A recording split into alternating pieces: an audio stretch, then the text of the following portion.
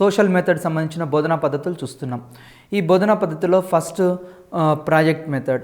దీన్ని మనం ఏమంటామంటే ప్రకల్పన పద్ధతి అని చెప్తాం. ఈ ప్రాజెక్ట్ మెథడ్ గురించి ఇంతకుముందే మనం చెప్పడం జరిగింది. కిల్ ప్యాట్రిక్ దీన్ని అభివృద్ధి చేశాడని, అదేవిధంగా ఇది ప్రాజెక్ట్ పద్ధతి అనేది దేని మీద ఆధారపడి ఉంటుంది అంటాడు. ఈ అమెరికా దేశానికి చెందిన వ్యవహారిక సత్తావాదం మీద ఇది ఆధారపడి ఉంది. ఇది అమెరికా దేశానికి చెందిన శాస్త్రవేత్త కనిపెట్టడం జరిగింది. వ్యవహారిక సత్తావాదం, ప్రాగ్మెటిజం అని చెప్తాం. ఈ ప్రాగ్మెటిజంపై ఈ ప్రకల్పన పద్ధతి, ప్రాజెక్ట్ పద్ధతి అనేది ఆధారపడింది. ప్రాజెక్ట్ అంటే ఏంటంటే సహజ వాతావరణంలో పిల్లలు తమ యొక్క నిజ జీవిత భాగంలో అన్వయించుకోగల దాన్ని ప్రాజెక్ట్ అంటాం. మనం ఏ సమస్య అయితే ఇవ్వదలుచుకున్నామో పిల్లలు ఎట్లా చేయాలి అంటే తరగతి గది లోపల, ఈ తరగతి గది 4 గోడల మధ్యనే వాళ్ళు భయభ్రాంతులకు లోనవుతారు. అట్లా కాకుండా తరగతి గది బయట సహజ వాతావరణం ఎట్లా ఉంటుందో ఈ యొక్క తరగతి గది వాతావరణం కూడా ఆ విధంగా క్రియేట్ చేసుకోవాలి. ప్రాజెక్ట్ అంటే నిజ జీవితంలోని భాగాన్ని తరగతి గదిలోకి తీసుకురావడమే. ఆ విధంగా నిజ జీవితం ఒక తేనెటీగ తీసుకుందాం. పుష్పంపై వాలినప్పుడు మకరందాన్ని స్వీకరిస్తుంటే ఆ పుష్పానికి తెలియకుండా మకరందం స్వీకరిస్తుంది. అదేవిధంగా ఉపాధ్యాయుడు కూడా విద్యార్థులకు ఇచ్చే ప్రాజెక్ట్ ఎట్లా ఉండాలి అంటే వాళ్ళు అభ్యసిస్తున్నామనే విషయం వాళ్ళకు తెలియకూడదు. వాళ్ళకు తెలియకుండానే ఇక్కడ విషయాన్ని వాళ్ళు నేర్చుకోవాలి. ఈ విధంగా సహజ వాతావరణంలో జరిగేదాన్ని ప్రాజెక్ట్ అని చెప్తాం. ఈ ప్రాజెక్ట్ మెథడ్ సంబంధించి మన సాంఘిక శాస్త్రంలో ఇది దీర్ఘకాలిక స్మృతికి దారితీస్తుంది. జనరల్గా ప్రాజెక్ట్ మెథడ్ని దేనికోసం ఉపయోగిస్తామంటే ఎక్కువ కాలం గుర్తుండడానికి. ఏదైనా ఒక విషయం మనం చెప్తే విని మర్చిపోతారు. జనరల్గా పిల్లల యొక్క నేచర్ ఏంటి అంటే వింటారు, తర్వాత మర్చిపోతారు, పిల్లలైనా పెద్దలైనా. అట్లా కాకుండా మనం ఏదైనా ఒక కృత్యాన్ని ఇస్తే, ఒక యాక్టివిటీ ఇస్తే వాళ్ళు దాన్ని చేశారనుకోండి ఎక్కువ కాలం గుర్తుంచుకుంటారు. అందుకోసమే మనం సోషల్ స్టడీస్లో విద్యార్థులకు ఏం చేస్తుంటాము అంటే జనరల్గా ఎక్కువగా ప్రాజెక్టులు ఇస్తుంటాం. మన గ్రామానికి సంబంధించిన ద్వారా ఏం చేస్తారు రైతులు, పంట పొలాలకు నీరు ఏ విధంగా అందుతుంది, మన గ్రామంలో పండే పంటలేమిటి, ఇట్లాంటివి జనరల్గా ప్రాజెక్ట్స్గా ఇస్తూ ఉంటాం. దీనికి సంబంధించి మన గ్రామంలో జరిగే జాతరలు, పండుగలు, వాటి గురించి కూడా ప్రాజెక్ట్స్ ఇస్తుంటాం. దీని ద్వారా విద్యార్థి ఏం చేస్తారంటే నిజ జీవితంలో అతడు అన్వయించుకోవడానికి, అంశాలు ఎక్కువగా అన్వయించుకోవడానికి, అతడు చేసిన ప్రాజెక్టు గురించి దీర్ఘకాలం అతని స్మృతిలో గుర్తుండడానికి అవకాశం ఉంటుంది. అదేవిధంగా విద్యార్థులకు ఇక్కడ శ్రమ గౌరవం అంటే డిగ్నిటీ ఆఫ్ లేబర్ కూడా పెరుగుతుంది. అదేవిధంగా విద్యార్థులకు ఇంకేం డెవలప్ అవుతుందంటే డిగ్నిటీ ఆఫ్ లేబర్ అని చెప్పాము. ఎక్కువగా సమాజంలో వివిధ రకాల వృత్తులు, అందరూ సమానమే, ఏ వృత్తి అయినా ఒకటే, మనం కూడా కష్టపడి పనిచేయాలి, ఇట్లాంటివి సాంఘిక శాస్త్రం నేర్పిస్తుంది. చాలా ఇంపార్టెంట్ బిట్. ఏమని అడుగుతుంటాడంటే చాలాసార్లు ఏ శాస్త్రము విద్యార్థులకి శ్రమ విలువను నేర్పుతుంది అంటాడు. అంటే సాంఘిక శాస్త్రం నేర్పుతుంది. అదేవిధంగా విద్యార్థులు ప్రజాస్వామ్య జీవితానికి అవసరమైన శిక్షణను కూడా ఈ సాంఘిక శాస్త్రం అందిస్తుంది. ఈ సోషల్ స్టడీస్లో ఈ ప్రాజెక్ట్ మెథడ్ విద్యార్థులు చేయడం ద్వారా వాళ్ళకి ఏమవుతుందంటే నిజ జీవితంలో వాళ్ళు ఎదుర్కొనే సమస్యలు, ప్రజాస్వామ్య జీవితంలో ఎట్లా వాళ్ళు జీవించగలగాలి, ఇలాంటి విషయాలు కూడా శిక్షణ కూడా ఇస్తుంది. అదేవిధంగా అన్ని స్థాయిల విద్యార్థులకు ఇది అవకాశాన్ని కూడా మనకు ఇస్తూ ఉంటుంది. నెక్స్ట్, విద్యలో వెనుకబడిన విద్యార్థులకి ఇది ఎక్కువగా అవకాశం కలిగిస్తుంది. అదేవిధంగా విద్యలో వెనుకబడిన విద్యార్థులు అభ్యసించడానికి అవకాశాన్ని కూడా మనకు ప్రాజెక్ట్ మెథడ్ ద్వారా నేర్చుకోవచ్చు. అదేవిధంగా విద్యార్థి ఆనందంగా, అర్థవంతంగా అభ్యసించడానికి తోడ్పడుతుంది. విద్యార్థులు ఏదైనా సరే ఒక విషయం ఇచ్చామనుకోండి, అది ఆనందంగా నేర్చుకోవడానికి ఎక్కువ అవకాశాలు కల్పిస్తూ ఉంటుంది. అదేవిధంగా లోపాలు, ప్రాజెక్టు పద్ధతి వల్ల ఇక్కడ ఏమవుతుందంటే మనకు బోధనలో టైం వేస్ట్ కావడానికి అవకాశం ఉంది. అదేవిధంగా పునశ్చరణ చేయడానికి, అంటే తిరిగి మళ్ళీ వాళ్ళు ఆ విషయాలు నేర్చుకోవడానికి అవకాశాలు తక్కువగా ఉంటాయి. అదేవిధంగా నియమబద్ధంగా అవిరళంగా బోధించడానికి ప్రాజెక్ట్ మెథడ్ కొద్దిగా ఇబ్బందిగా ఉంటుంది. ఎందుకంటే మనం తరగతి గదిలో వివిధ రకాల ప్రాజెక్టులు ఇచ్చినప్పుడు అవి తరగతి గది బయట చేయాలి. మరి తరగతి గది బయట చేసుకొని రావాలి కాబట్టి బోధన సిలబస్ కొంచెం లేట్ కావడానికి అవకాశం ఉంది. ఇది పాఠశాల కార్యక్రమాలకు కూడా ఇది ఆటంకం కల్పిస్తుంటుంది. ఒక ప్రాజెక్ట్ ఇచ్చినప్పుడు తరగతి గది వదిలేసి బయటికి వెళ్తుంటాడు. తర్వాత అన్ని పాఠ్యాంశాలు కూడా మనం అన్ని అనుకున్న లెసన్స్ అన్ని ఇన్ టైంలో బోధించడానికి అవకాశం కూడా తక్కువగా ఉంటుంది. ఇది కూడా ఈ మెథడ్లో ఉన్న లోపంగా చెప్పవచ్చు. ఈ ప్రాజెక్ట్ మెథడ్ వల్ల మనకు ఏం ఉపయోగాలు ఉంటాయంటే ఇది మనకు విద్యార్థి ఏదైనా ఒక లెసన్కి సంబంధించిన కార్యక్రమాలకు ఒక్కోసారి ఇది మన పాఠశాల కార్యక్రమాలకు ఆటంకం కల్పిస్తుంది. అన్ని పాఠ్యాంశాలు కూడా బోధించడానికి ఒక్కోసారి అవకాశం కల్పించదు. ఇది కూడా దీంట్లో ఉన్న లోపంగా చెప్తుంటాం. కానీ ఇంకా మెరిట్స్ ఏమున్నాయంటే విద్యార్థి ఆనందంగా అర్థవంతంగా అభ్యసించడానికి ఈ ప్రాజెక్ట్ మెథడ్ అనేది ఉపయోగపడుతుంది. జనరల్గా ప్రాజెక్ట్ పద్ధతి ఏమవుతుందంటే విద్యార్థి స్వతహాగా నేర్చుకోవడానికి ఏవైనా విషయాలు వాళ్ళు ఏంటంటే ప్రాజెక్ట్ ఇచ్చినప్పుడు ఆనందంగా స్వీకరిస్తారు, బయటి వాతావరణానికి వెళ్తారు, నేర్చుకుంటారు. అక్కడ నేర్చుకున్న అంశాలు మళ్ళీ తిరిగి తరగతి గదికి వచ్చి ఒక నివేదిక రూపంలో రాసుకుంటారు కాబట్టి ఇది వాళ్ళకు ఆనందం కల్పిస్తుంది. నెక్స్ట్ అదేవిధంగా లోపాలు ఏంటంటే ఇది గణితాంశాలు చెప్పడానికి దీంట్లో కొద్దిగా బోధపడదు. అదేవిధంగా మనకు ప్రాజెక్ట్ మెథడ్ సంబంధించి మనము దాంట్లో కొన్ని సోపానాలు ఉంటాయి. మనందరికీ తెలుసు సోపానాలు ఏంటంటే ఫస్ట్ సమస్యను ఎన్నుకున్న సమస్యను దత్తాంశాలను ఎన్నుకున్న సమస్యను అమలు చేయడము, తర్వాత నివేదికల రూపంలో రాసుకోవడము, సమాచారం సేకరించడము, పట్టికల్లో నమోదు చేయడము, తిరిగి తరగతి గదిలోకి వచ్చిన తర్వాత వాటిని జట్లలో వ్యక్తిగతంగా మరియు జట్లలో పరీక్షించడము, తర్వాత మూల్యాంకనం చేయడం. ఈ విధంగా కొన్ని ప్రాజెక్టుకు సంబంధించిన సోపానాలు అంటే విద్యార్థి ఉపాధ్యాయుల మధ్య చర్చించుకొని పరస్పరం ఎలాంటి రకాల ప్రాజెక్టులు ఇవ్వాలి, ఏవైతే ఉపయోగకరమో కొన్ని ప్రాజెక్టులు మీకు ఎగ్జాంపుల్కి చూపిస్తున్నాను. మనం జనరల్గా తరగతి గదిలో చేసే ప్రాజెక్టులు ఒకటి బడి తోట వేయడం, ఇట్లాంటి జనరల్గా సైన్స్లో ఇవ్వచ్చు. అదేవిధంగా మొక్కల ప్రత్యుత్పత్తి, పక్షులు వలసపోవడము, పక్షుల ఆహారపు అలవాట్లు, ఇవి జనరల్గా ఇస్తూ ఉంటాం. మరి అదేవిధంగా అంటువ్యాధుల నివారణ. ఎందుకు ఇక్కడ అంటే సాంఘిక శాస్త్రం అంటే 1 to 5th వరకు పరిసరాల విజ్ఞానం అని చెప్తాం.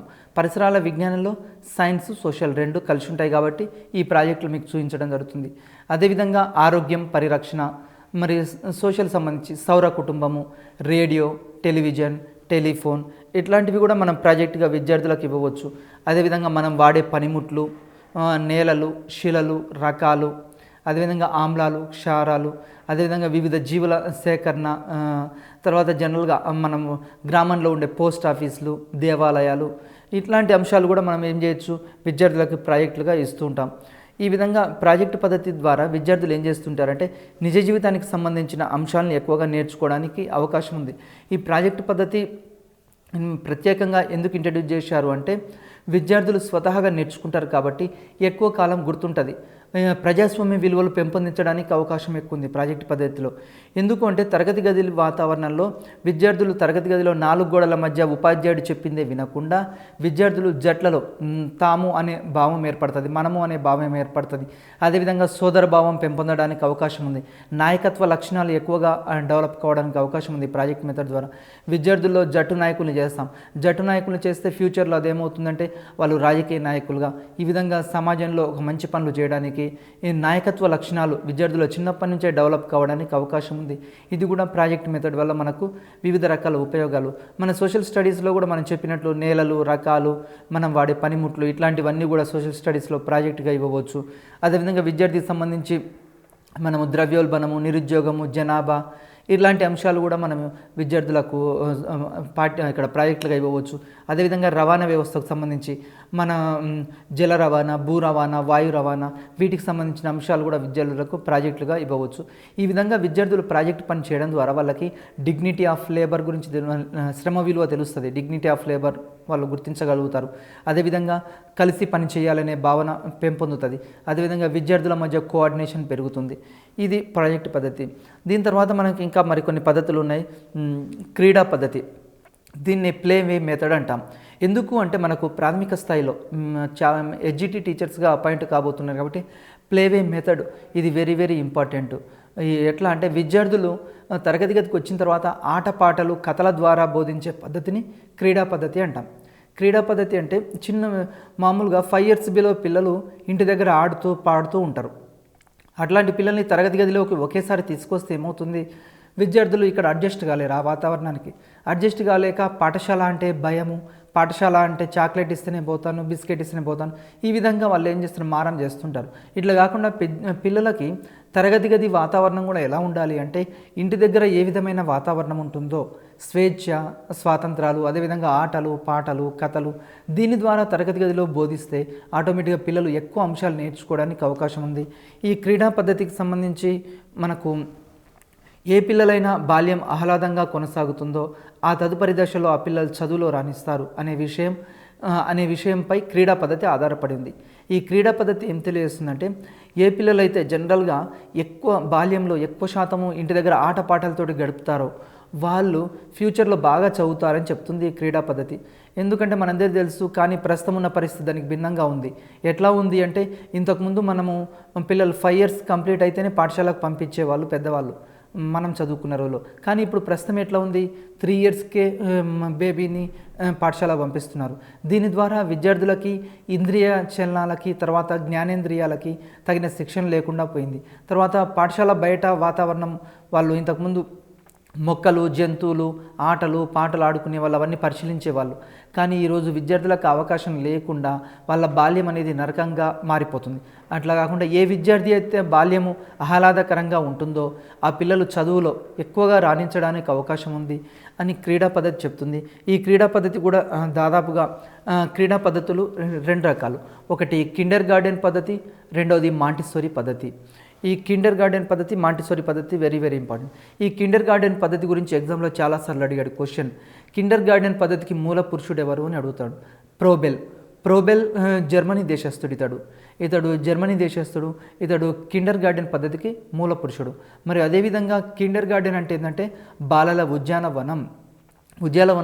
ఉద్యానవనం అంటే మనందరికీ తెలుసు, పార్కు లాగా. పిల్లలకు బాల్యం అనేది ఒక వరంలాగా ఉండాలి, ఒక శాపంలాగా ఉండకూడదు. పిల్లలు ఎంతసేపటికి పాఠశాలలో ఆహ్లాదకరమైన వాతావరణంలో ఆడుతూ పాడుతూ ఎక్కువ విషయాలు నేర్చుకునేటట్లు పాఠశాల వాతావరణం ఉండాలి. అదేవిధంగా తమ చుట్టూ ఉన్న పరిసరాల్ని ఆకలింపు చేసుకోవడం ద్వారా విద్యార్థులు ఎక్కువ అంశాలు నేర్చుకోగలుగుతారు. ఎప్పుడైనా పిల్లలకి ఆహ్లాదకరమైన వాతావరణం ఉండాలి. చుట్టూ ఎన్విరాన్మెంట్ బాగా ఉన్నప్పుడు మాత్రమే విద్యార్థులు బాగా చదువుకోగలుగుతారు. ఏ విద్యార్థికి అయితే ఎన్విరాన్మెంట్ చక్కగా ఉంటుందో ఆ విద్యార్థి చదువులో రాణించడానికి ఎక్కువ అవకాశం ఉంటుంది. అదేవిధంగా రాజకీయ, సాంఘిక పరిస్థితులకు అతీతంగా పిల్లలు తమంతట తామే ఉద్యానవనంలో పెరగడం అనేది ప్రధాన అంశం. చిన్నపిల్లలకు రాజకీయ అంశాలు, సాంఘిక అంశాలు ఇట్లాంటి పరిస్థితులలో తెలియదు. ఎందుకంటే మన పాఠశాలకు వచ్చే పిల్లలు వివిధ రకాల పరిస్థితుల నుంచి ఉంటారు. సాంఘికంగా, ఆర్థికంగా, రాజకీయంగా భిన్న వాతావరణ పరిస్థితుల్లో పెరుగుతారు. వాళ్ళందరూ మన పాఠశాలకు వస్తారు కాబట్టి ఈ భిన్న వాతావరణంలో పిల్లలకి మన తరగతి గది ఒక ఆహ్లాదకరమైన వాతావరణాన్ని, ఒక మంచి వాతావరణం కనుక సృష్టిస్తే పిల్లలు చదువులో రాణించడానికి అవకాశం ఎక్కువగా ఉంటుంది. ఉపాధ్యాయుడు విద్యార్థులకు భాష, గణితం, విజ్ఞాన శాస్త్రం, సంగీతం, కళలు నేర్పడంతో పాటు జనరల్గా మనం ఏం చేస్తున్నాం, పిల్లలకు వివిధ రకాల అంశాలు, మ్యాథ్స్, సైన్స్, సోషల్ ఎక్కువ మీద అందరూ తల్లిదండ్రులు వీటి మీదే కాన్సన్ట్రేషన్ చేస్తున్నారు. కానీ ఇవి కాకుండా పిల్లలకు వివిధ రకాల ఇంకా కళలు ఉన్నాయి, సాహిత్యం ఉంది. వీటి పట్ల ఏ విధంగా వ్యవహరించాలి, వాటి అభ్యసన సామగ్రి, కృత్యాలు ఇవన్నీ పిల్లలకు ఇచ్చామనుకోండి, ఆటోమేటిక్గా వాళ్ళు చదువులో రాణించగలుగుతారు. ఏ విద్యార్థి అయితే సంగీతము, ఆటలు, పాటల్లో బాగా రాణిస్తాడో ఆ విద్యార్థి భాష, గణితం, విజ్ఞాన శాస్త్రంలో కూడా రాణించగలుగుతాడు. అందుకోసమే పిల్లలకు ఎలాంటి వాతావరణం ఉండాలంటే ఆటపాటల్లో తగిన శిక్షణ ఉండాలి. వాళ్ళు ఆడుతూ పాడుతూ ఎంజాయ్గా వాళ్ళు చేస్తూ ఉండాలి. అప్పుడు మాత్రం ఆ విద్యార్థులు ఆ మిగతా సబ్జెక్టులలో కూడా రాణించగలుగుతారు. నెక్స్ట్ కిండర్ గార్డెన్లో పద్ధతిలో ముఖ్య అంశం ఏంటంటే బొమ్మలతోటి సృజనాత్మకంగా ఆటలాడడం, కథలు చెప్పడం చేస్తారు. ఈ కిండర్ గార్డెన్ పద్ధతిలో విద్యార్థులకు ఏం చేస్తారంటే బొమ్మలు ఇస్తారు. ఆ బొమ్మలతోటి మనం కూడా చూస్తుంటాం అప్పుడప్పుడు టీవీలో, ఒక పిల్లి బొమ్మ ముందు పెట్టుకొని మాట్లాడడము, తర్వాత పిల్లిలాగా అరవడము, ఇట్లాంటివి ఏంటంటే పిల్లలకి బొమ్మలతోటి, వాళ్ళకే బొమ్మలు ఇచ్చి ఆ బొమ్మలతోటి వివిధ రకాల అరుపులు మనం చెప్పించవచ్చు తరగతి గదిలో. అదేవిధంగా బొమ్మలతోటి ఆడుతూ పాడుతూ చేస్తే, కథలు చెప్తూ ఉంటే వాళ్ళ లోపల కథనా శక్తి, సృజనాత్మక శక్తి, విశ్లేషించగలిగే శక్తి, పోల్చగలిగే శక్తి, వర్గీకరించగలిగే శక్తి ఇలాంటి పిల్లల్లో డెవలప్ అవుతాయి. ఆహ్లాదకరమైన వాతావరణం నేర్చుకుంటారు. ఈ ఆటల ద్వారా విద్యార్థి ఆరోగ్యానికి ఆటలు, నృత్యం అనేది చాలా ఇంపార్టెంట్. కానీ ఈరోజు ప్రజెంట్ ఎడ్యుకేషన్ సిస్టంలో ఎక్కువగా ఆటలకి, నృత్యానికి ఇంపార్టెన్స్ ఇవ్వట్లేదు. కానీ మ్యాక్సిమం ఇప్పుడు గవర్నమెంట్ ఆర్టీ యాక్ట్ అందుకోసమే చేసింది. ఆర్టీ యాక్ట్ 2009 ఏం తెలియజేస్తుందంటే సాంఘిక శాస్త్రము, గణితము, అదేవిధంగా తెలుగు, ఇంగ్లీష్ వీటితో పాటు పిల్లలకు ఆటపాటల్లో శిక్షణ ఇవ్వాలి అని చెప్తున్నారు. ఈ ఆటపాటల్లో శిక్షణ ఇవ్వడం ద్వారా వాళ్ళు తమ నిజ జీవితంలో ఎదురయ్యే సమస్యలను పరిష్కరించుకోగలుగుతారు. కిండర్ గార్డెన్ పద్ధతి కూడా అదే చెప్తుంది. ఆటలకు ఎక్కువ ఇంపార్టెన్స్ ఇవ్వాలి. డ్యాన్స్ చేస్తే ఆటోమేటిక్గా వాళ్ళ యొక్క మానసిక శక్తి, అదేవిధంగా ఆహ్లాదకరమైన వాతావరణం అనేది డెవలప్ అవుతుంది. పిల్లలు ప్రకృతి అధ్యయనంలో భాగంగా తోటల పెంపకాన్ని తోటలోని మొక్కలను వాళ్ళు పరిశీలిస్తుంటారు. జనరల్గా పిల్లలకి పార్క్కి తీసుకెళ్ళినప్పుడైనా కానీ లేకుంటే ఊరి బయట పొలాల లోపల తీసుకుపోయినప్పుడు వాళ్ళు ఏం చేస్తుంటే వివిధ రకాల మొక్కల్ని పరిశీలిస్తారు. ఈ పరిశీలన నైపుణ్యం అనేది వాళ్ళలో డెవలప్ అవుతుంది. అందుకోసమే ఈ పరిశీలన శక్తి డెవలప్ అవుతుంది. కాబట్టి కిండర్ గార్డెన్ మెథడ్ ఏం చెప్తుంది అంటే ఎక్కువగా పిల్లల్ని ఆహ్లాదకరమైన వాతావరణం, ఫీల్డ్ ట్రిప్స్ ఇట్లాంటివి తీసుకుపోవాలి, క్షేత్ర పర్యటన తీసుకుపోవాలి. దీని ద్వారా విద్యార్థుల్లో ఏం డెవలప్ అవుతుందంటే స్వయం వివర్తనము, స్వయం భావ ప్రకటన, స్వయం అధ్యయనము మొదలగు సామర్థ్యాలు అభివృద్ధి చెందుతాయి. ఇది ఇంపార్టెంట్ బిట్ అండి. ఏం బిట్ అడిగాడంటే ఏ పద్ధతి ద్వారా విద్యార్థులు స్వయం వివర్తనము, స్వయం భావ ప్రకటన, స్వయం అధ్యయనము అనేవి అభివృద్ధి అవుతాయని చాలాసార్లు కూడా అడిగాడు. ఏంటిదంటే కిండర్ గార్డెన్ పద్ధతి ద్వారా విద్యార్థులు సెల్ఫ్ కాన్ఫిడెన్స్, స్వయంగా అధ్యయనం చేయడానికి ఎక్కువ ఇంపార్టెన్స్ జరుగుతుంది. నెక్స్ట్ ఎక్కువ విషయాలు నేర్చుకోగలుగుతారు. విద్యార్థుల్లో స్వయం వివర్తనము, స్వయం భావనము ఇట్లాంటి అంశాలు డెవలప్ అవుతాయి. అదేవిధంగా బోధనాభ్యాసలో పెను మార్పులు రావడానికి కూడా దోహదం చేస్తుంది.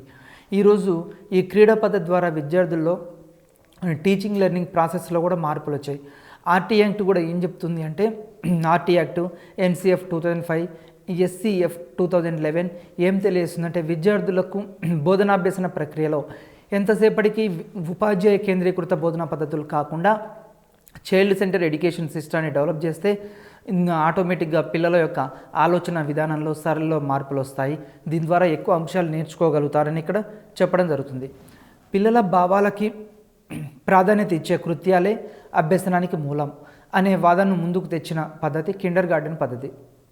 ఈ కిండర్ గార్డెన్ సిస్టంలో ముఖ్యంగా ఏంటంటే పిల్లలకు సంబంధించిన భావాలు, వాళ్ళ యొక్క ఆలోచనలకి వాళ్ళు చెప్పే విషయాలు మనం వినాలి. జనరల్గా చిన్నపిల్లలు వర్షం ఎందుకు పడుతుంది, ఆకాశంలో చంద్రుడు అక్కడెందుకు ఉండాలి, సూర్యుడు అక్కడే ఎందుకు ఉండాలి, ఇట్లాంటి క్వశ్చన్స్ అడుగుతుంటాడు.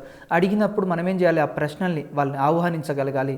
పిల్లలు అడిగే ప్రశ్నలకి సమాధానాలు ఓపికగా చెప్తూ ఉండాలి. అదేవిధంగా పిల్లలకు స్వేచ్ఛనివ్వాలి, వాళ్ళు వివిధ రకాల కృత్యాలు చేయడానికి అవకాశం కల్పించాలి అని కిండర్ గార్డెన్ పద్ధతి మనకు చెప్పడం జరుగుతుంది.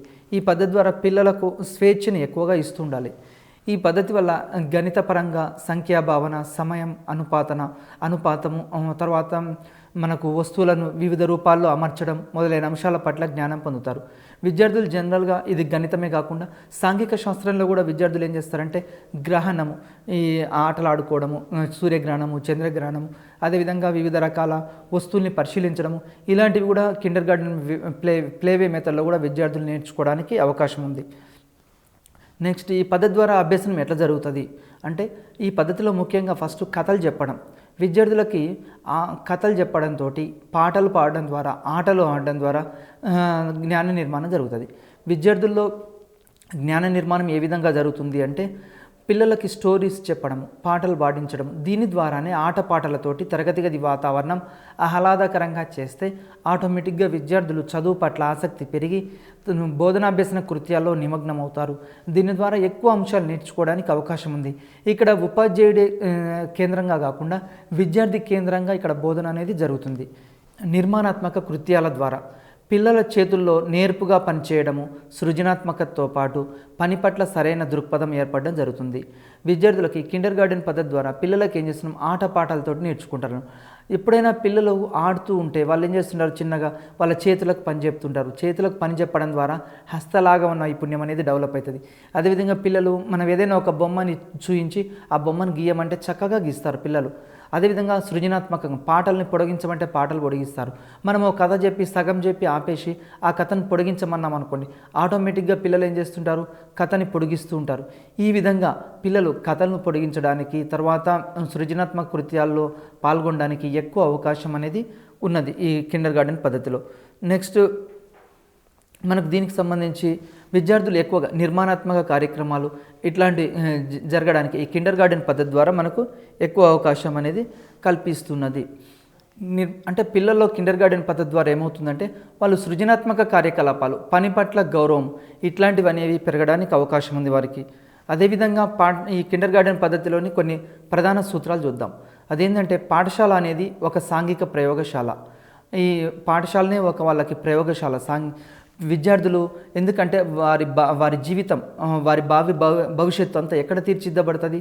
తరగతి గది వాతావరణంలో తీర్చిదిద్దబడుతుంది. ఈ తరగతి గది 4 గోడల మధ్యనే విద్యార్థుల యొక్క భారత భవిష్యత్తు తీర్చిదిద్దబడుతుంది. కాబట్టి పాఠశాల అనేది ఒక సాంఘిక ప్రయోగశాల. పెద్దగైన తర్వాత ఉత్తమ పౌరులుగా తీర్చిదిద్దడానికి వాళ్ళ హక్కులేంది, బాధ్యతలేంది, సమాజంలో ఏ విధంగా మెలగాలి, ఇలాంటివన్నీ నేర్చుకోవడానికి పాఠశాల అనేది ఒక ప్రయోగశాల. అదేవిధంగా పాఠశాలలో వివిధ రకాల పిల్లలు ఉంటారు, భిన్న మనస్తత్వం ఉంటారు. అదేవిధంగా వివిధ మతాలకు, కులాలకు, జాతులకు చెందిన విద్యార్థులు ఉంటారు. ఈ అందరితోటి వీళ్ళు కలిసిపోయి వివిధ రకాల కొత్త అంశాలు, వివిధ రకాల మతాలకు సంబంధించిన ఆచారాలు నేర్చుకోవడానికి అవకాశం కల్పిస్తుంది. అదేవిధంగా విద్యార్జనకు ఆటలు ఆధారం. జనరల్గా మనము విద్యార్థులకి ఆటల ద్వారానే ఎక్కువ విషయాలు నేర్చుకోవడానికి అవకాశం ఉంది. దీని ద్వారా శారీరక, మానసిక, నైతిక శక్తులు పెంపొందించే అవకాశం ఉంది. విద్యార్థులకు ఈరోజు మనం చూస్తే ఆటపాటల ద్వారా సంగీతం ద్వారా అదేవిధంగా వివిధ రకాల శక్తులు వాళ్ళకి డెవలప్ కావడానికి అవకాశం ఉంది. కాబట్టి శారీరకంగా, మానసికంగా డెవలప్ కావడానికి అవకాశం ఉంది. అదేవిధంగా కిండర్ గార్డెన్ పద్ధతిలో మనకు పని అనుభవం, స్వయం ప్రకటనలకు ప్రాధాన్యత ఉంటుంది. అంటే విద్యార్థులు మనకేమవుతుందంటే వాళ్ళు స్వయంగా పని చేస్తారు కాబట్టి ఏ విషయమైనా వాళ్ళు చేయడం ద్వారా, లెర్నింగ్ బై డూయింగ్ ద్వారా చేస్తారు కాబట్టి వాళ్ళు స్వతహాగా నేర్చుకుంటారు. కాబట్టి ఎక్కువగా వాళ్ళ యొక్క మానసిక శక్తి డెవలప్ కావడానికి అవకాశం ఉంది. అదేవిధంగా ప్రకృతిని అధ్యయనం చేయడము, పరిశీలన కేంద్రంగా వాళ్ళు ఎక్కువ విషయాలు ప్రకృతితోటి ఆడుతూ ఉంటారు. జనరల్గా ఈ కిండర్ గార్డెన్ పద్ధతి ద్వారా వాళ్ళకి ప్రయోగశాల ఏది అంటే బడి బయట ఉన్న తోట, బడి బయటి వాతావరణము, అదేవిధంగా ఆటలు, పాటలు. దీని ద్వారా వివిధ రకాల అంశాలని పరిశీలించి వాళ్ళు ఎక్కువ అంశాలు నేర్చుకోవడానికి అవకాశం ఉంది ఈ పద్ధతిలో. అదేవిధంగా భావస్వేచ్ఛ, వాళ్ళకి ఎక్కువగా మాట్లాడడానికి అవకాశం కల్పించడం జరుగుతుంది. ఇక్కడ కిండర్ గార్డెన్ పద్ధతిలో విద్యార్థుల యొక్క అభిప్రాయాలకు విలువనిస్తారు. విద్యార్థులు చెప్పే అంశాలను వింటూ ఉంటారు. కాబట్టి వాళ్ళ అభిప్రాయాలకు విలువనిచ్చి ప్రజాస్వామ్య పద్ధతిలో ఇక్కడ బోధన అనేది జరుగుతుంది. అదేవిధంగా స్వయం శిక్షణ, ఎవరికి వాళ్ళు క్రమశిక్షణ పాటిస్తుంటారు. మామూలుగా క్రమశిక్షణ పాటించు, నువ్వు సైలెన్స్గా ఉండు, ఆ పని చేయొద్దు, ఈ పని చేయొద్దు అని చెప్పని అవసరం లేదు. పిల్లలే స్వతహాగా క్రమశిక్షణను పాటిస్తూ ఉంటారు. నియమాలు కూడా తమకు తామే పాటించుతూ ఉంటారు. ఎందుకంటే వాళ్ళు ఆటలు ఆడడంలో మనం ఒక కబడ్డీ గేమ్ ఉంది, లేకుంటే క్రికెట్ గేమ్ ఉంది, పక్కకు బాలేస్తే వైడు, తర్వాత నోబు, ఎట్లయితే చెప్తున్నామో కొన్ని ఆటలకు నియమాలు ఏ విధంగా ఉంటాయో విద్యార్థులు కూడా వాళ్ళ యొక్క జీవితానికి సంబంధించి కొన్ని నియమాలు ఇట్లాంటివి తయారు చేసుకుంటూ ఉంటారు. దీని ద్వారా వాళ్ళు ముందుకు వెళ్ళడానికి ఎక్కువగా అవకాశం ఉంది. నెక్స్ట్, మూర్త వస్తువుల ద్వారా అభ్యసనం. విద్యార్థులు ఏం చేస్తుంటారు అంటే ఎప్పుడైనా చిన్న పిల్లలు కాబట్టి వారికి మూర్త వస్తువుల ద్వారా అమూర్త వస్తువుల్ని మనం పరిచయం చేయాలి. అంటే విద్యార్థులకి తెలిసిన విషయాల నుండి తెలియని విషయాలకి ఇక్కడ శిక్షణ ఇవ్వడానికి అవకాశం ఉంది.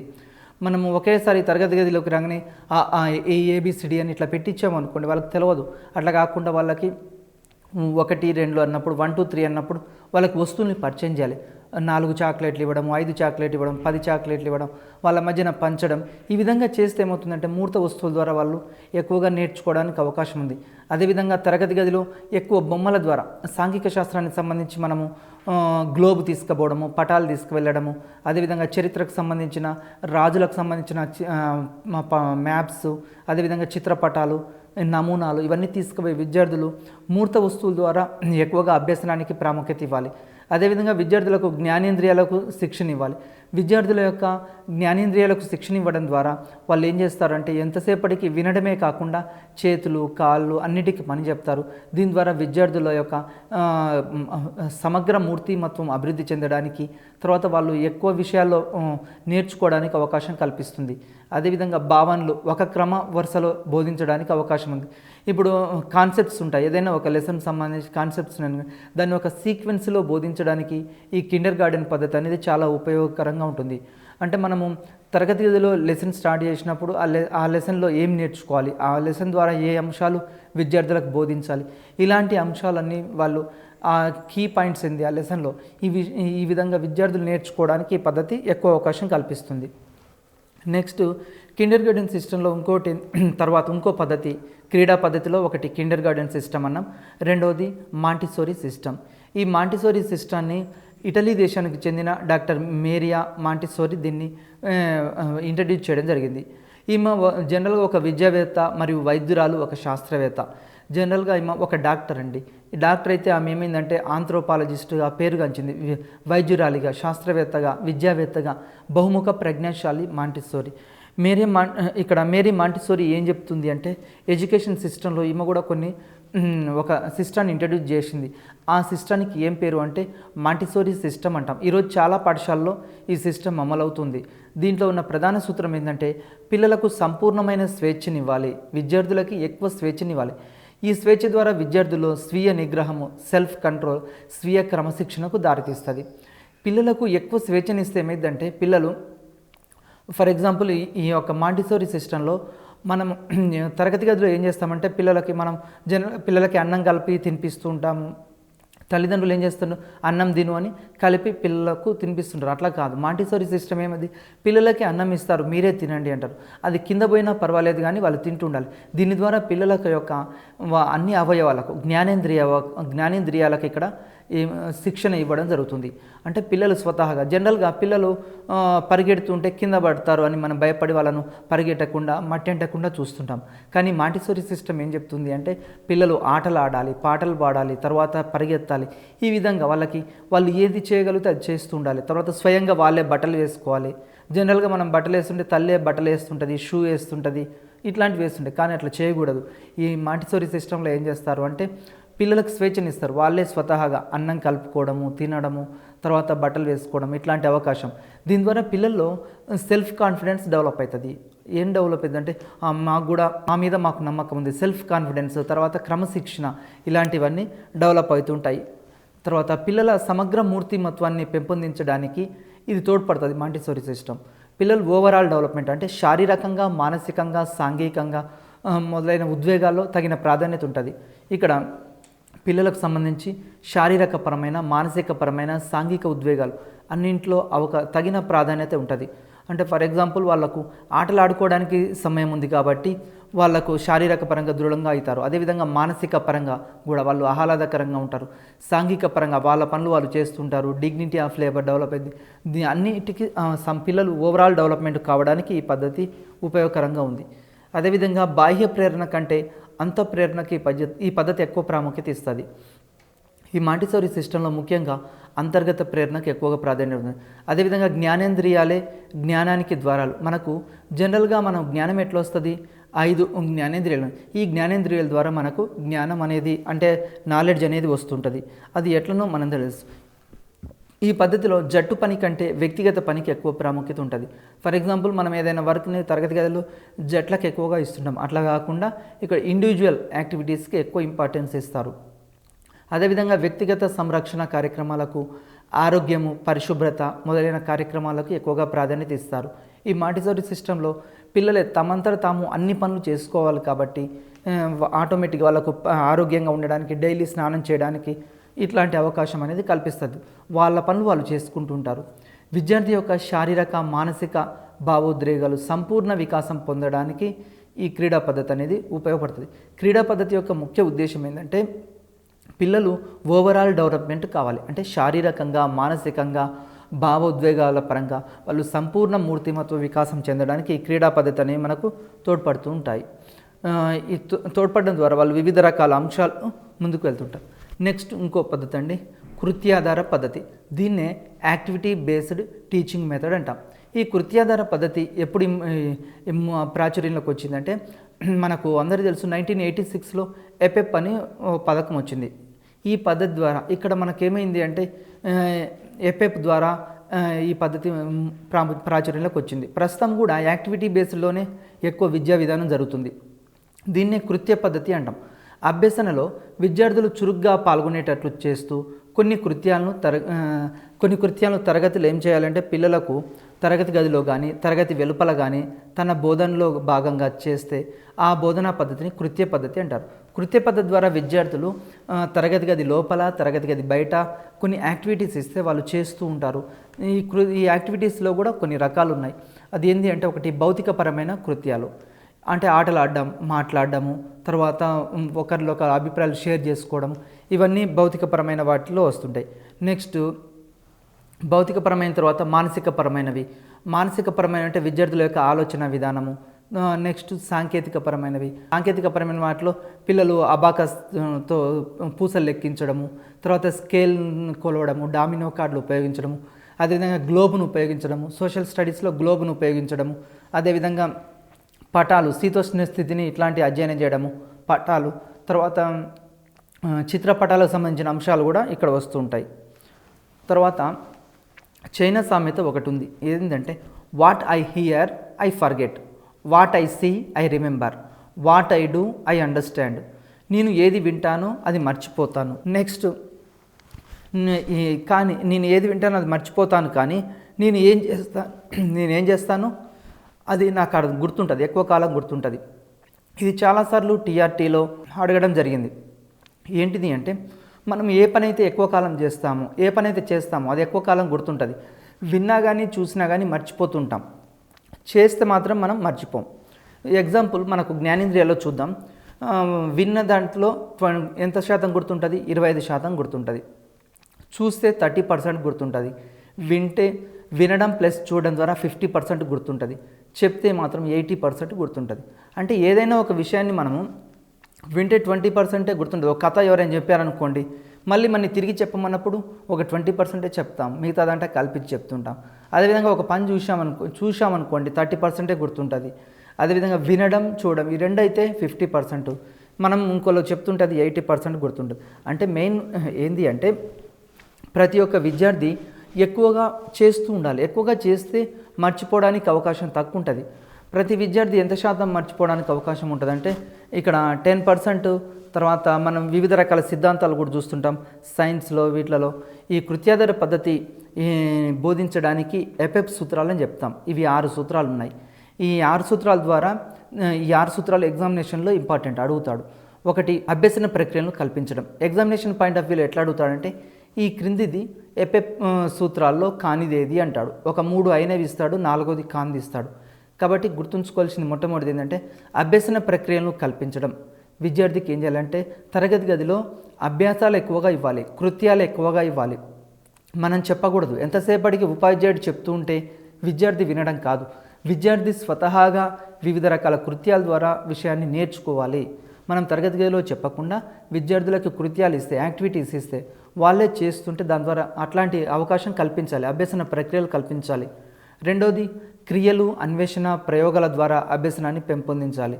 ఇంకా అభ్యసనాన్ని ఎట్లా అంటే యాక్టివిటీస్ ఇవ్వడం ద్వారా, వాళ్ళు స్వతహాగా కనుక్కోవడం ద్వారా, ప్రయోగాలు చేయడం ద్వారా ఈ విధంగా అభ్యసనాన్ని పెంపొందించుకోవాలి. దాని తర్వాత ప్రయోజనం కలిగే విధంగా ఉండాలి. అంటే ఇక్కడ ఎపెప్కి సంబంధించి ఇంకా ఏం చెప్తున్నాము అంటే విద్యార్థులకి ఈ 6 సూత్రాల్లో ఫస్ట్ అభ్యసన వాతావరణం కల్పించాలి. రెండవది, వివిధ రకాల పనులు ఇవ్వాలి. తర్వాత అన్వేషణం చేయాలి, ప్రయోగాలు చేయాలి. ఈ విధంగా చేస్తే వాళ్ళు ఎక్కువ అంశాలు గుర్తుంచుకోవడానికి అవకాశం ఉంది. దీని తర్వాత యాక్టివిటీ, కృత్యం యొక్క లక్షణాలు ఏంది, మరి తరగతి గదిలో కృత్యాలు ఇవ్వాలన్నాం యాక్టివిటీస్తో. ఈ యాక్టివిటీ ఎట్లా ఉండాలి అంటే విద్యార్థులకు ప్రయోజనం కలిగించే విధంగా ఉండాలి. మనం ఒక కృత్యం తరగతి గదిలో ఇచ్చినప్పుడు పిల్లలకు అది వాళ్ళు ఆలోచించే విధంగా ఉండాలి, పిల్లల యొక్క జిజ్ఞాసను పెంచే విధంగా ఉండాలి. అదేవిధంగా మళ్ళీ ఎట్లా ఉండాలి, ఒక పిల్లల్లో మనం ఒక యాక్టివిటీ ఇచ్చినప్పుడు వాళ్ళు ఆలోచించేటట్లు ఉండాలి. ఫర్ ఎగ్జాంపుల్, భారతదేశంలో ఎక్కడ యాపిల్ పండ్లు పండుతున్నాయి, దానికి గల కారణం ఏంది, మరి ఉత్తర భారతదేశంలో ఎక్కువగా యాపిల్స్ ఎందుకు పండుతాయి, దక్షిణ భారతదేశంలో ఎందుకు పండవు, ఇలాంటివి. లేకుంటే కాఫీ తోటలు, తేయాకు తోటలు ఎక్కడుంటాయి. ఇట్లా యాక్టివిటీస్ ఇచ్చినప్పుడు వాళ్ళు ఏం చేస్తుంటారంటే వాళ్ళు ఆలోచించగలుగుతుంటారు. తర్వాత వాళ్ళ యొక్క జిజ్ఞాస పెరుగుతుంది. తర్వాత ఇచ్చే యాక్టివిటీ కూడా ఎట్లా ఉండాలంటే ఆ తరగతికి అనువైందిగా ఉండాలి. ఫర్ ఎగ్జాంపుల్, వాళ్ళు 5th క్లాస్ అనుకోండి, మీరు 10th క్లాస్ లెవెల్లో ఒక క్వశ్చన్ ఇచ్చారనుకోండి, యాక్టివిటీ ఇచ్చారనుకోండి, చేయలేరు వాళ్ళు. అంటే పిల్లల యొక్క శారీరక అంశాలని పరిగణలోకి తీసుకోవాలి, మానసిక అంశాలని పరిగణలోకి తీసుకోవాలి, తరగతిని పరిగణలోకి తీసుకోవాలి. మరీ యాక్టివిటీ పెద్దగా ఉండకూడదు. యాక్టివిటీ ఎప్పుడైనా విద్యార్థులకి సరళంగా ఉండాలి, వాళ్ళ యొక్క స్టాండర్డ్కు తగ్గినవిగా రూపొందించాలి. అదేవిధంగా సాంఘిక బోధన మాధ్యమాలు, విధానాలు మనము చెప్తున్నాం. కృత్యాలకు సంబంధించి మనం చూడడం జరిగింది యాక్టివిటీస్, దాని లక్షణాలు కూడా పరిశీలించాము. ఈ లక్షణాల్లో మనం ఏం చెప్తున్నామంటే యాక్టివిటీస్లో విద్యార్థుల యొక్క మనస్సుకు తగ్గట్టు వాళ్ళ వయస్సుకు తగ్గ కృత్యాలు ఇవ్వాలి అని చెప్పాం. అదేవిధంగా మన సాంఘిక బోధన మాధ్యమాల్లో ఇంకో పద్ధతి ఏంటి అంటే సమస్య పరిష్కార పద్ధతి అంటాం, ప్రాబ్లమ్ సాల్వింగ్ మెథడ్. దీన్ని ప్రాబ్లమ్ సాల్వింగ్ మెథడ్ అంటాం. సమస్య పరిష్కార పద్ధతి ఇది కూడా ఇంపార్టెంట్. ఏదైనా ఒక సమస్య ఏర్పడితే దాన్ని సమర్థవంతంగా ఎదుర్కొని, అంటే విద్యార్థులు నిజ జీవితంలో చాలా రకాల సమస్యలు ఎదురవుతుంటాయి. ఆ సమస్యలు ఎదురైనప్పుడు వాటిని ఎదుర్కొని ఒక క్రమమైన శాస్త్రీయమైన విధానంలో పరిష్కారాన్ని కనుక్కోవడమే సమస్య పరిష్కార పద్ధతి. సమస్య పరిష్కార పద్ధతి అంటే ఏంటంటే విద్యార్థులకి తమ నిజ జీవితంలో ఎదురయ్యే సమస్యలు ఎదురైనప్పుడు ఆ సమస్యని ఎట్లా పరిష్కరించాలి, దానికి ప్రాబ్లం ఏంది, సొల్యూషన్ ఏంది, ఇట్లాంటివి కనుక్కోవడమే సమస్య పరిష్కార పద్ధతి అని చెప్తున్నాం. ఈ సమస్య పరిష్కార పద్ధతిలో మనకు జనరల్గా ఇది 2 రకాలతోటి కలిసి ఉంటుంది. సమస్య పరిష్కార పద్ధతి ఒకటి ఆగమన పద్ధతి ఇందులో కలిసి ఉంటుంది, రెండవది నిగమన పద్ధతి కలిసి ఉంటుంది. ఈ ఆగమన నిగమన ఈ 2 పద్ధతులు చేస్తుంటే ఆటోమేటిక్గా సమస్య పరిష్కార పద్ధతి అనేది వస్తుంది. ఫర్ ఎగ్జాంపుల్ ఇక్కడ చూద్దాం, ఆగమన పద్ధతి నిగమన పద్ధతి ఈ రెండిటికి ఒకసారి భేదం చూద్దాం. ఆగమన పద్ధతి అంటే నిర్దిష్టత నుంచి సామాన్యీకరణలకు, ఇక్కడ నిర్దిష్ట అంశాల నుంచి ఎక్కడికి పోవాలి, సామాన్యాలకు పోతే అది ఆగమన పద్ధతి. మరి నిగమన పద్ధతి అంటే ఏంది, సామాన్యాల నుంచి నిర్దిష్టానికి పోతే అది నిగమన పద్ధతి. ఎగ్జామినేషన్ పాయింట్ ఆఫ్ వ్యూలో చాలాసార్లు అడిగాడు, అంటే ఆగమన పద్ధతికి నిగమన పద్ధతికి కూడా డిఫరెన్సెస్ అడుగుతూనే ఉంటాడు. నెక్స్ట్ అదేవిధంగా విద్యార్థి వివిధ అంశాలను స్వయంగా పరిశీలించి ఒకదానితో మరొకటి పోలుస్తుంటాడు, విభేదిస్తుంటాడు, పోల్చడము, వర్గీకరించడం చేస్తుంటాడు. అంటే అదేంటిది, ఆగమన పద్ధతి. ఆగమన పద్ధతి ఎగ్జాంపుల్ ఏంటంటే సముద్ర మట్టం నుంచి పైకి పోయే కొద్దీ ఉష్ణోగ్రతలు తక్కువగా ఉంటాయి అని ఇక్కడ ఒక సూత్రీకరణ చేస్తాడు. అంటే ప్రతి 1000 మీటర్ల ఎత్తుకు పోతూ ఉంటే ఆటోమేటిక్గా ఉష్ణోగ్రతలు ఏమవుతుంటాయి, తగ్గుతుంటాయి. ఇది ఆగమన పద్ధతికి సంబంధించింది. అంటే విద్యార్థి వివిధ అంశాలను పరిశీలిస్తాడు, స్వయంగా పరిశీలిస్తాడు, ఒకదానితో ఒకటి పోలిస్తుంటాడు, కంపేర్ చేస్తుంటాడు, వర్గీకరిస్తుంటాడు, విశ్లేషిస్తుంటాడు. ఇవన్నీ ఎక్కడ చేస్తాడంటే ఆగమన పద్ధతిలో చేస్తాడు. మరి నిగమన పద్ధతిలో ఏంటి అంటే సూత్రాల్ని సిద్ధాంతాల్ని అభ్యసించి వాటి నిజాలను పరిశీలన చేసి నిర్ధారిస్తాడు. నిగమన పద్ధతిలో అట్లా కాదు, ఆల్రెడీ డైరెక్ట్గా ఒక సూత్రం ఉంటుంది, ఆ సూత్రాన్ని అతడు సూత్రం ఇచ్చిన తర్వాత ఆ సూత్రాన్ని తర్వాత అప్లై చేసుకుంటాడు. ఎట్లా అంటే ఎగ్జాంపుల్ మన సోషల్ స్టడీస్ సంబంధించి సముద్ర మట్టం నుంచి పైకి పోయే కొలది ఉష్ణోగ్రత తగ్గుతుంది అనే నియమం ఉందనుకోండి. ఈ నియమం కోసం విద్యార్థులు ఏం చేయాలి, తరగతి గది బయటికి తీసుకెళ్ళాలి. ఫర్ ఎగ్జాంపుల్ డార్జిలింగ్కి అయినా లేకుంటే సిమ్లాకైనా ఇట్లాంటి ప్రాంతాలకు తీసుకెళ్ళినప్పుడు విద్యార్థి ఏం చేస్తాడు, నిజమే సముద్ర మట్టం నుంచి పైకి వెళ్తూ ఉంటే ఉష్ణోగ్రత తగ్గుతున్నాయి అని ఇక్కడ తెలుసుకోవడం జరుగుతుంది. ఆగమన పద్ధతిలోమో ఫస్టే డార్జిలింగ్ అట్లాంటి ప్రదేశాలకు తీసుకెళ్ళి తర్వాత అక్కడ సూత్రం ప్రతిపాదించాడు. ఈ నిగమన పద్ధతిలో రివర్స్, అట్లా కాదు, ఫస్ట్ సూత్రాన్ని చెప్తాం, తర్వాత అక్కడి విద్యార్థి స్వయంగా పరిశీలిస్తాడు. ఇది నిగమన పద్ధతి. నెక్స్ట్ ఆగమన పద్ధతి భాగాల నుంచి మొత్తానికి పోతుంది. ఆగమన పద్ధతిలో పార్ట్స్, చిన్న చిన్న పార్ట్ల నుంచి మొత్తానికి పోతుంది, అంటే పార్ట్ టు హోలు పోతుంది. నిగమన పద్ధతి అట్లా కాదు, హోల్ టు పార్ట్కి వస్తుంది. మనకు సైకాలజీలో మనందరికీ తెలుసు అంతఃపరిశీలన పద్ధతి అని ఉంది. గెస్టాల్ట్ నియమం, గెస్టాల్ట్ వాదులు ఉన్నారు. ఈ గెస్టాల్ట్ సిద్ధాంతం ఏంది, మొత్తం నుంచి భాగాలకు పోతుంది. ఇది నిగమన పద్ధతి ఉదాహరణ. అదేవిధంగా ఆగమన పద్ధతిలో పరిశీలన ద్వారా సూత్రాలు సిద్ధాంతాలు నిర్ధారిస్తాడు. అంటే విద్యార్థి స్వయంగా పరిశీలించిన తర్వాత మాత్రమే సూత్రాలు సిద్ధాంతాలు ఇక్కడ నిర్ధారిస్తాడు. మరి నిగమన పద్ధతి అట్లా కాదు, సూత్రాలను ఇక్కడ ఏం చేస్తాడంటే వినియోగిస్తాడు. నిగమన పద్ధతిలో ఫస్టే సూత్రాలని వినియోగించుకుంటాడు. ఫర్ ఎగ్జాంపుల్ చెప్తా, a+b² అని ఇచ్చామనుకోండి, ఆటోమేటిక్గా a²+b² ఇట్లా చెప్తుంటాడుగా. ఇక్కడ ఏంది, ఫస్ట్ సూత్రాలని నిజ జీవితంలో వాటిని వినియోగించగలిగితే అది నిగమన పద్ధతి అవుతుంది. అదేవిధంగా నిగమన పద్ధతిలో విద్యార్థులు ఏం చేస్తారంటే వివిధ రకాల అంశాలని అక్కడ ఫస్టే సూత్రం ఉంటుంది, ఆ సూత్రాన్ని అతను అప్లై చేసుకుంటుంటాడు. అదేవిధంగా ఆగమన పద్ధతి ఇది ప్రారంభ దశ, నిగమన పద్ధతి ఏంటంటే అంత్యదశ. ఆగమన పద్ధతి అప్పుడే ప్రారంభమవుతుంది, నిగమన పద్ధతి అంత్యదశ. ఈ విధంగా ఎగ్జామ్లో మనకు క్వశ్చన్స్ రావడానికి అవకాశం ఉంది. మరి సమస్య పరిష్కార పద్ధతిలో ఒక సమస్యకు ఉండాల్సిన మంచి లక్షణాలు ఏంది, ఏదైనా ఒక ప్రాబ్లం ఇచ్చామనుకోండి దానికి ఉండాల్సిన మంచి లక్షణాలు, ఒకటి విద్యా విలువలు కలిగినదై ఉండాలి. మనము ఏ క్వశ్చన్ ఇచ్చినా కానీ దాని ద్వారా విద్యా విలువలు అనేవి కలిగి ఉండాలి.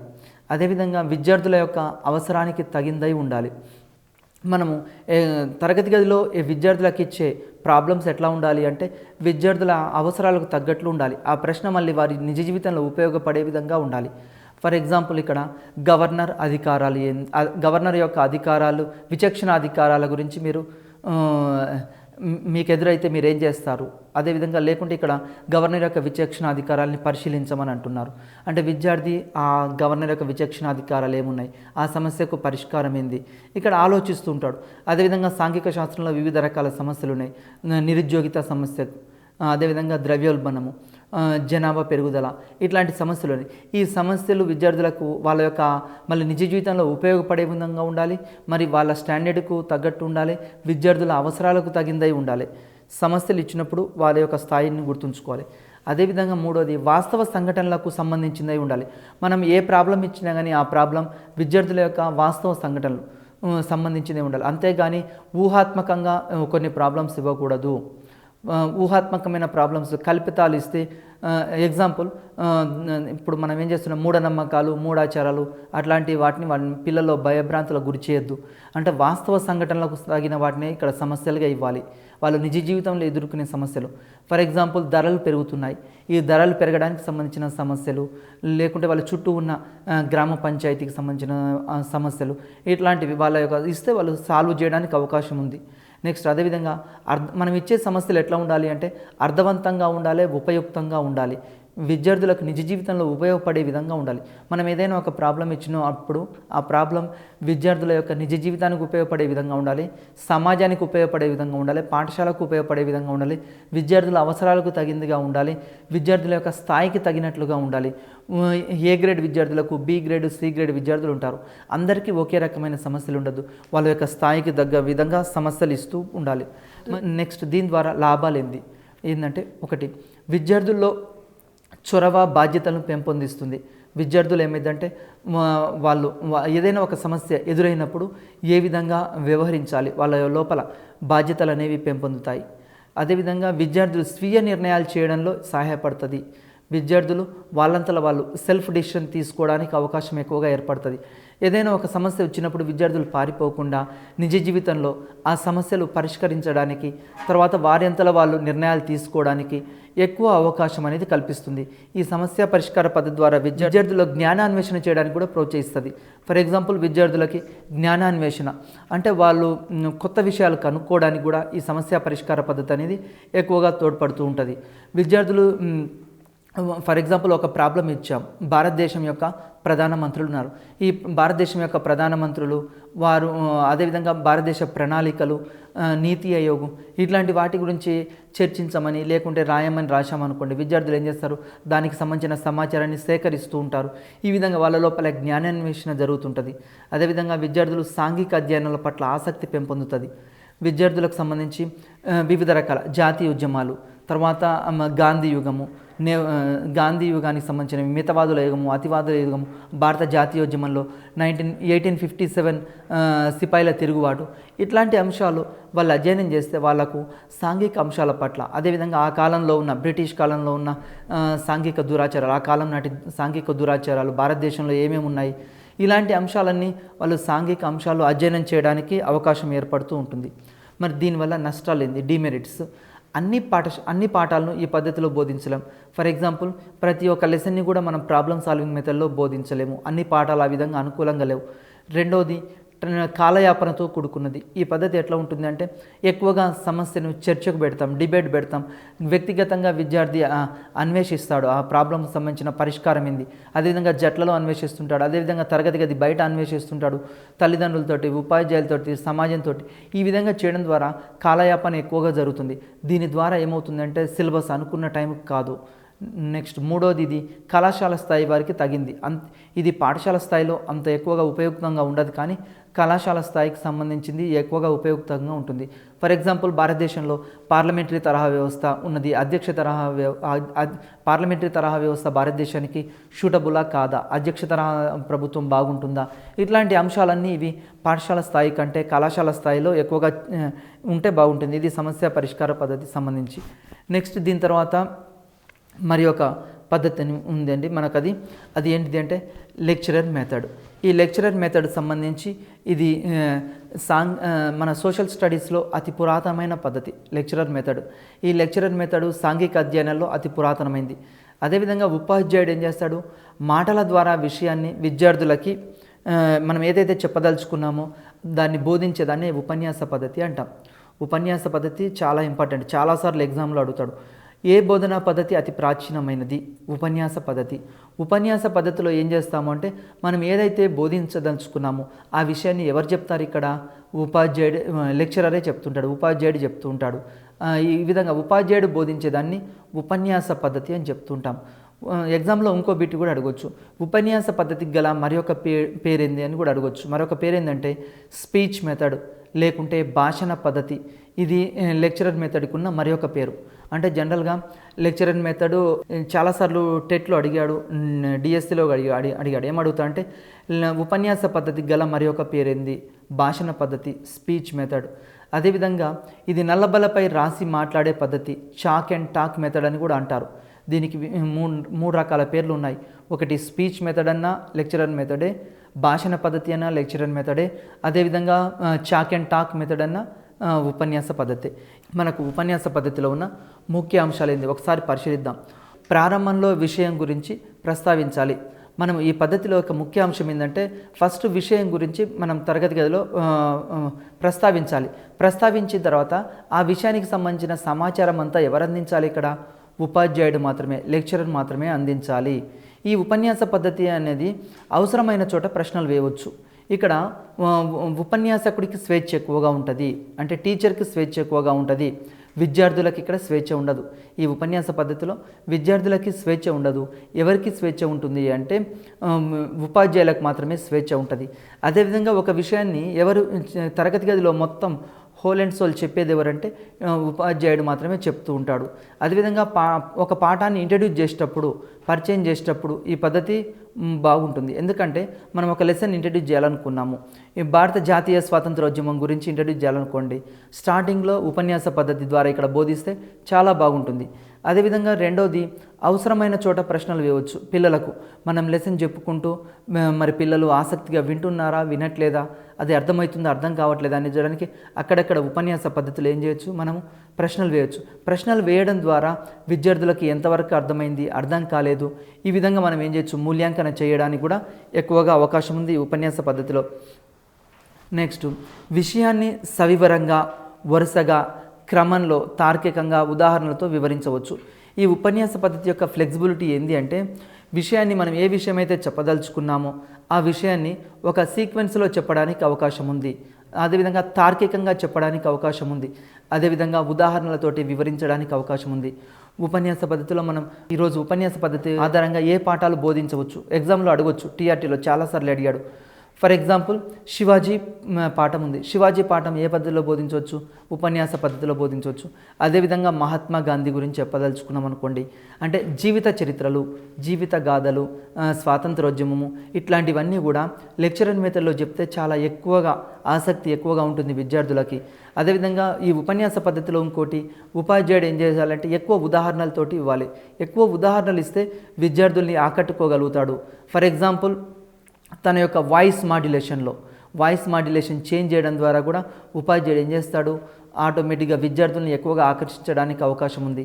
ఈ ఉపన్యాస పద్ధతిలో ఎంతసేపటికి ఉపాధ్యాయుడు ఒకే స్వరంతో మాట్లాడొద్దు, తన యొక్క వాయిస్ని మాడ్యులేషన్ చేస్తుండాలి. ఆ విధంగా చేస్తే విద్యార్థులు లెసన్ పట్ల ఆసక్తి అవ్వడానికి అవకాశం ఉంది. అదేవిధంగా విషయాన్ని క్రమ పద్ధతిలో ఒక సీక్వెన్స్లో అందించడానికి అవకాశం ఉంది.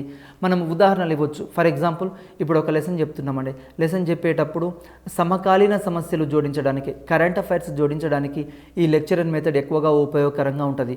ఫర్ ఎగ్జాంపుల్ భారతదేశంలో ప్రస్తుతం డిమానిటైజేషన్ జరిగింది, దీనివల్ల లాభం ఏంది, తర్వాత ఇంకా ప్రజెంట్ బర్నింగ్ టాపిక్స్ ఉన్నాయి, పర్యావరణ కాలుష్యం ఉంది, అదేవిధంగా ప్రాజెక్టులు కట్టాలా వద్దా, ఇట్లాంటి సమస్యలు, మిషన్ భగీరథ, మిషన్ కాకతీయ, ఇలాంటి ప్రజెంట్ జరిగే అంశాలని ప్రభుత్వం ఇంప్లిమెంట్ చేస్తున్న కార్యక్రమాలు ఉన్నాయి. ప్రభుత్వం ఇంప్లిమెంట్ చేస్తున్న కార్యక్రమాల్లో షాదీ ముబారక్, తర్వాత మిషన్ కాకతీయ, మిషన్ భగీరథ, తర్వాత పనికి ఆహార పథకం, ఇలాంటి అంశాలు ఉన్నాయి. వీటన్నిటిని కరెంట్ అఫైర్స్ని జోడిస్తూ ఉపన్యాస పద్ధతి ద్వారా విద్యార్థులకు ఎక్కువగా బోధిస్తే విద్యార్థులు ఆకర్షితులు కావడానికి అవకాశం ఉంది. అదేవిధంగా ముఖ్యమైన విషయాల్ని పేపర్పై రాసుకోవాలి. ఉపన్యాస పద్ధతిలో తరగతి గదికి వెళ్ళినప్పుడు మనము ఒక ఉపాధ్యాయుడిగా లెక్చరర్గా అన్ని విషయాలు గుర్తుకు రావు కాబట్టి ఏమైనా మెయిన్ పాయింట్స్ ఉంటే వాటిని రాసుకోవాలి. అదేవిధంగా విద్యార్థులకు కూడా ఉపన్యాస పద్ధతిలో కొన్ని మెయిన్ అంశాలని వాళ్ళని రాసుకోమని స్పృశించమని చెప్తూ ఉండాలి. ఇది ఉపన్యాస పద్ధతిలో ఉన్న ముఖ్యమైన అంశాలు. నెక్స్ట్, ఈ ఉపన్యాస పద్ధతి వల్ల మరి ఇంకా ఏం ప్రయోజనాలు ఉన్నాయి? ఈ ఉపన్యాస పద్ధతి వల్ల ఏం ప్రయోజనాలు ఉన్నాయంటే తక్కువ కాలంలో ఎక్కువ విషయాల్ని బోధించవచ్చండి. మనకు ఇంతకుముందు అదే మనము అన్వేషణ పద్ధతి తీసుకున్నా కానీ, సమస్య పరిష్కార పద్ధతి తీసుకున్నా కానీ, ప్రాజెక్ట్ మెథడ్ తీసుకున్నా కానీ అక్కడ ఏమవుతుంది, టైం వేస్ట్ కావడానికి ఎక్కువ అవకాశం ఉంది. మరి అక్కడ టైం వేస్ట్ అవుతుంది. కానీ ఈ లెక్చరర్ మెథడ్లో ఉపన్యాస పద్ధతిలో టైం వేస్ట్ అనేది జరగదు. నెక్స్ట్, ఇంకొక ఉపయోగం ఏంటి అంటే సిలబస్ని అనుకున్న టైం కోటి బోధిస్తాము. రెండోది, విషయాల్ని ఉపాధ్యాయుడు బోధిస్తాడు కాబట్టి వివిధ రకాల అంశాలని జోడించవచ్చు. వివిధ రకాల అంశాలని ఎట్లా వివిధ రకాల అంశాలు అంటే సమకాలీన సాంఘిక, రాజకీయ, ఆర్థిక అంశాలని జోడించవచ్చు. వీటితో పాటు మన దేశాన్ని ఇతర దేశాలని పోల్చడానికి అవకాశం ఉంది. ఒక సమస్య ఉంటే ఆ సమస్యకు పరిష్కార మార్గాలేంది, ఆ సమస్య గల కారణాలేంది, ఇలాంటివి కూడా ఉపన్యాస పద్ధతిలో బోధించడానికి ఎక్కువగా అవకాశం ఉంది. ఇంకా ఉపన్యాస పద్ధతి వల్ల లాభం ఏంటంటే విద్యార్థుల్లో విశ్లేషించే శక్తిని పెంపొందించవచ్చు, వర్గీకరించే శక్తిని పెంపొందించవచ్చు, పోల్చే శక్తిని పెంపొందించవచ్చు, కారణాలు కనుక్కోవడము, విశ్లేషించడము, అన్వేషణ చేయడము, ఇట్లాంటివన్నీ ఇక్కడ ఉపన్యాస పద్ధతిలో మనకు చాలా రకాల ప్రయోజనాలు ఉన్నాయి. నెక్స్ట్, అదేవిధంగా ఉపన్యాస పద్ధతిలో ఉపన్యాసకుడు మంచి సమర్థత కలిగిన వ్యక్తి అయితే, ఒక మంచి విషయ నిపుణుడైతే విద్యార్థులు చాలా లాభపడతారు, ఎక్కువ విషయాలు నేర్చుకోవడానికి అవకాశం ఉంది. అంటే ఉపన్యాస పద్ధతిలో మెయిన్ ఏంటంటే ఉపాధ్యాయుడి దగ్గర సబ్జెక్ట్ ఉంటే చాలు, విషయపరంగా ఒక ఎక్కువ జ్ఞానం సంపాదించగలిగితే టీచరు, అదేవిధంగా విద్యార్థులు కూడా ఎక్కువ అంశాలు చర్చించడానికి, నేర్చుకోవడానికి అవకాశం ఉంది. మరి ఈ ఉపన్యాస పద్ధతిలో ఎగ్జామ్స్లో కూడా ఇది ఎట్లా ఉపయోగపడుతుంటే విద్యార్థికి విషయ అవగాహనకు సంబంధించిన ప్రశ్నలు ఏంటివి, తర్వాత పఠన నైపుణ్యానికి సంబంధించిన ప్రశ్నలు ఏంటి, అదేవిధంగా వివిధ రకాల సామర్థ్యాలు ఏంటి, ఆ సామర్థ్యాన్ని అంచనా వేస్తూ ఉపాధ్యాయుడు బోధిస్తాడు. ఒకవేళ ఉపన్యాస పద్ధతిలో ఏమైనా విద్యార్థులకు అర్థం కాలేదనుకోండి, ఆ లెసన్ అర్థం కాకుంటే మళ్ళీ తిరిగి బోధించడానికి అవకాశం ఉంది. మళ్ళీ తిరిగి నెక్స్ట్ లెసన్ ఏం చేయొచ్చు, ఇంకో పద్ధతిలో బోధించడానికి అవకాశం ఉంది. ఇక్కడ ఉపన్యాస పద్ధతిలో ఎప్పటికప్పుడు ఉపాధ్యాయుడు అంచనా వేసుకోవడానికి, ఇవాల్యుయేషన్ చేయడానికి అవకాశం ఏర్పడుతుంది. ఎట్లా, ప్రశ్నల ద్వారా, చర్చల ద్వారా, మధ్యలో అడిగే సందేహాల ద్వారా, వీటి ద్వారా ఇది ప్రయోజనాలు. మరి లోపాలు ఏమున్నాయి? ఈ ఉపన్యాస పద్ధతి అనేది కృత్యాభ్యసన సూత్రానికి ఇది విరుద్ధమైంది. మనం జనరల్గా ఉపన్యాస పద్ధతి ఏమవుతుందంటే ఇక్కడ ఉపాధ్యాయుడే క్రియాత్మకంగా ఉంటాడు, విద్యార్థులు నిష్క్రియాత్మకంగా ఉంటారు. ఇది ప్రధానమైన లోపం. అంటే ఇక్కడ ఏంటంటే ఎంతసేపటికి తరగతి గదిలో 45 నిమిషాలు 1 అవర్ ఉంటే ఉపాధ్యాయుడే మాట్లాడుతుంటారు, విద్యార్థులు శ్రోతలుగా మాత్రమే వింటుంటారు. మరి వాళ్ళు లెసన్ వింటుర్రా, వినట్లేదా, అర్థమవుతుందా, అర్థం కావట్లేదా, ఉపాధ్యాయుడు ఇక్కడ అంచనా వేసుకోవడానికి, ఇవాల్యుయేషన్ చేసుకోవడానికి సరిగా లేదు, ఛాన్స్ లేదు. మరి అదేవిధంగా విద్యార్థులు కృత్యాభ్యసనకు అవకాశం లేదు, అంటే యాక్టివిటీస్ చేసుకోవడానికి, స్వతహాగా నేర్చుకోవడానికి అవకాశం లేదు. ఉపన్యాస పద్ధతి యొక్క ప్రధానమైన లోపం ఏంటంటే ఉపాధ్యాయుడే విషయాన్ని బోధిస్తాడు, విషయం చెప్తాడు. దీని ద్వారా విషయాన్ని బోధిస్తే విద్యార్థి ఒక 20% 30% గ్రాస్ప్ చేయడానికి అవకాశం ఉంది. అదే విద్యార్థి స్వతహాగా నేర్చుకున్నాడు అనుకోండి, ఒక పని చేశాడు అనుకోండి, ఎక్కువ కాలం గుర్తుండడానికి అవకాశం ఉంటుంది. అంటే జ్ఞాన నిర్మాణంలో దీర్ఘకాల స్మృతిలో ఉండడానికి అవకాశం లేదు ఉపన్యాస పద్ధతి ద్వారా. అదేవిధంగా ఉపన్యాస పద్ధతిలో ఒకవేళ ఉపాధ్యాయుడు, టీచరు సరైన విషయ పరిజ్ఞానం లేదనుకోండి, ఆ విద్యార్థులు నష్టపోవడానికి ఎక్కువగా అవకాశం ఉంది. మరి ఒక అంశం ఏంటంటే ఈ ఉపన్యాస పద్ధతి ద్వారా విద్యార్థులు చాక్ అండ్ టాక్ మెథడ్ కాబట్టి కథా పద్ధతి, అంటే కథల్ని జోడించడము, తర్వాత సమయ సందర్భంగా జోడించలేదనుకోండి, కథలు జోడించకపోవడం, విద్యార్థులకి విసుగు రావడానికి అవకాశం ఉంది. అదేవిధంగా విద్యార్థులకి బోర్ రావడానికి కూడా ఎక్కువగా అవకాశం ఉంది ఈ ఉపన్యాస పద్ధతి ద్వారా. ఇంకా ఉపన్యాస పద్ధతిలో మనం చూస్తే ఈ పద్ధతిని ఉపయోగించే సందర్భాలు, ఒకటి ఉద్దీపన చేయడానికి, ఏదైనా విద్యార్థుల్లో మోటివేషన్ కలిగించాలి అంటే ఈ ఉపన్యాస పద్ధతిని ఉపయోగించవచ్చు. అంటే మోటివేషన్కి, ఉద్దీపన చేయడానికి, విద్యార్థులు మీరు భవిష్యత్తులో గాంధీ మహాత్ముల్లాగా, తర్వాత నెహ్రూలాగా ఎక్కువ వాళ్ళ జాతీయ నాయకుల్లాగా మీరు తయారు కావాలి, లేకుంటే ఏపీజే అబ్దుల్ కలాం లాగా శాస్త్రవేత్తలు కావాలి, ఈ విధంగా వాళ్ళని ఉద్దీపన చేయడానికి అవకాశం ఉంది. అదేవిధంగా నూతన పాఠాన్ని పరిచయం చేయడానికి కూడా ఈ ఉపన్యాస పద్ధతిని మనం ఎక్కువగా ఉపయోగించవచ్చు. నెక్స్ట్ విషయ స్పష్టత కలిగించడానికి కూడా ఉపయోగిస్తాం. మనం ఇంతసేపు ఈ ఉపన్యాస పద్ధతి, సమస్య పరిష్కార పద్ధతి వీటన్నిటి గురించి తెలుసుకోవడం జరిగింది. అయితే ఎగ్జామినేషన్ పాయింట్ ఆఫ్ వ్యూలో మనకు చాలా ఇంపార్టెంట్ ఏంటంటే బోధనా పద్ధతులు. ఈ బోధనా పద్ధతుల మీద మనకు క్వశ్చన్ వస్తుంది కాబట్టి మెయిన్ ఏంటంటే ఉపన్యాస పద్ధతిలో ముఖ్య ఉద్దేశం ఏంటంటే ఉపాధ్యాయుడు క్రియాత్మకంగా ఉంటాడు, విద్యార్థి నిష్క్రియాత్మకంగా ఉంటాడు. అదే అన్వేషణ పద్ధతి అయినా, ప్రాబ్లమ్ సాల్వింగ్ మెథడ్లో అయినా, ప్రాజెక్ట్ మెథడ్లో అయినా అక్కడ విద్యార్థి క్రియాత్మకంగా ఉంటాడు, ఉపాధ్యాయుడు నిష్క్రియాత్మకంగా ఉంటాడు. ఈ విధమైన ముఖ్యాంశాలు ఈ బోధనా పద్ధతిలో ఉన్నాయి.